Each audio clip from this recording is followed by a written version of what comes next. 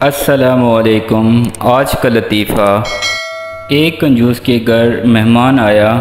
اس کنجوس نے اپنے بیٹے سے کہا آدھا کلو عمدہ گوشت لے آؤ۔ بیٹا باہر گیا اور کافی دیر بعد خالی ہاتھ لوٹا۔ باپ نے پوچھا گوشت کہاں ہے؟ بیٹا میں کسائی کے پاس گیا اور کہا جو سب سے عمدہ گوشت ہے تمہارے پاس وہ دے دو۔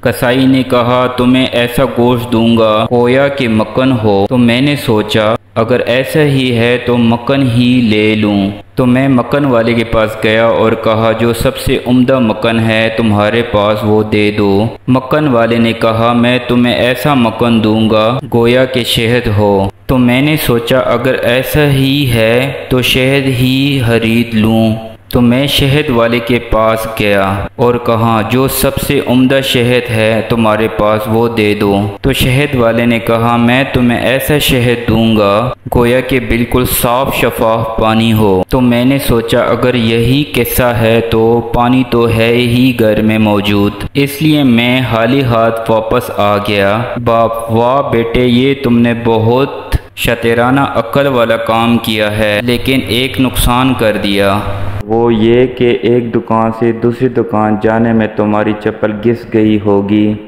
بیٹا نہیں ابا ایسا نہیں ہے، میں مہمان کے چپل پہن کے گیا تھا۔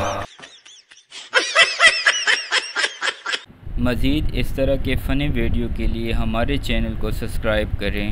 شکریہ۔